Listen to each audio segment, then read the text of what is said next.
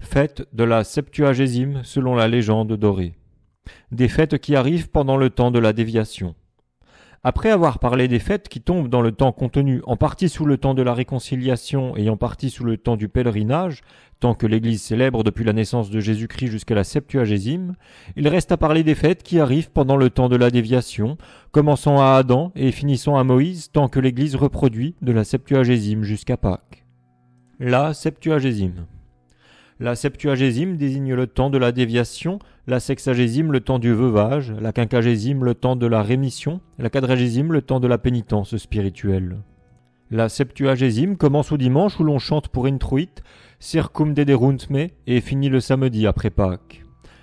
Elle a été instituée pour 3 raisons que touche en sa somme de l'office maître Jean Belette, savoir pour la rédemption, parce que les saints-pères ont décidé, à cause de la vénération du jour de l'Ascension, jour auquel notre nature a monté aux cieux et a été élevée au-dessus des cœurs des anges, que toujours ce 5e jour serait fêté comme solennel et que le jeûne n'y serait pas observé, parce que dans la primitive Église, il était aussi solennel que le premier jour de la semaine. Aussi, dès cette époque, avait lieu une procession solennelle pour représenter la procession des disciples ou même des anges. De là est venu le proverbe que le dimanche était cousin du jeudi, parce que, dès l'Antiquité, ils furent solennels au même titre, mais survinrent les fêtes des saints, et comme il était préjudiciable de célébrer tant de fêtes, la solennité en a cessé. Pour remplacer ces jours, les saints-pères ont donc ajouté une semaine à l'abstinence du carême, et lui ont donné le nom de Septuagésime. La seconde raison pour laquelle la Septuagésime a été instituée, c'est pour indiquer la déviation, l'exil et la tribulation de tout le genre humain depuis Adam jusqu'à la fin du monde. Or, cet exil est accompli dans l'espace de 7 jours et est renfermé dans une révolution de 7000 ans. Car, par les 70 jours, nous entendons 70 centaines d'années.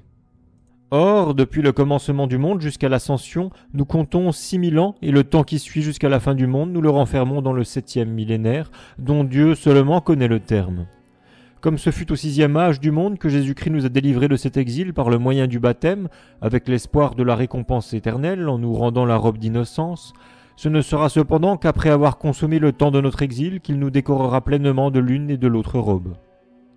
C'est la raison pour laquelle, pendant le temps de la déviation et de notre exil, nous mettons de côté les chants de joie, quoique, cependant, au samedi de Pâques, nous chantions une fois l'Alléluia, comme pour nous réjouir dans l'espoir de l'éternelle patrie, et comme ayant recouvré la robe d'innocence au 6e âge du monde par l'entremise de Jésus-Christ.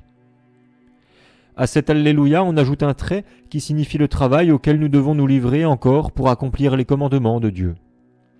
Le samedi après Pâques, que finit la Septuagésime, ainsi qu'il a été dit plus haut, nous chantons 2 Alléluia, parce que, après que le monde aura atteint sa limite, nous obtiendrons une double robe de gloire.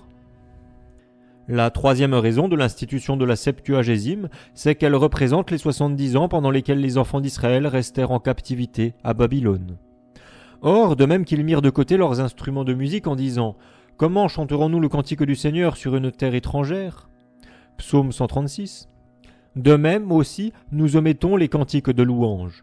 Mais, après que Cyrus leur a eu donné la faculté de revenir, la 60e année, ils se livrèrent à la joie, et nous aussi, au samedi de Pâques, image de notre 60e année, nous chantons l'Alléluia pour imiter leur joie. Mais cependant, comme ils eurent beaucoup de peine à faire les préparatifs de leur retour et à rassembler leurs bagages, nous aussi, après l'Alléluia, nous ajoutons aussitôt un trait qui est l'image du travail. Le samedi, jour où finit la Septuagésime, nous chantons 2 Alléluia pour figurer la joie parfaite qu'ils éprouvèrent en rentrant dans leur patrie. Ce temps de captivité et d'exil des enfants d'Israël est encore l'image de notre pèlerinage, parce que, délivrés après 60 ans de captivité, nous aussi, nous le serons après le 6e âge du monde. Et de même encore qu'ils travaillèrent à rassembler leurs bagages, de même aussi nous travaillons à accomplir les commandements de Dieu après notre délivrance. Mais arrivé dans la patrie, tout travail cessera, la gloire sera parfaite et nous chanterons de corps et d'âme un double Alléluia. C'est donc avec raison que, en ce temps d'exil, l'Église, tourmentée par une foule de tribulations et placée presque dans l'abîme du désespoir, tire des soupirs du fond du cœur pour crier dans son office « Circum dederunt me genitus mortis » Des gémissements de mort m'ont environné. En cela, l'Église montre les tribulations multiples qu'elle éprouve, et pour la misère qui l'étreint, et pour le double châtiment qu'elle reçoit, et pour la faute commise par quelques-uns de ses membres.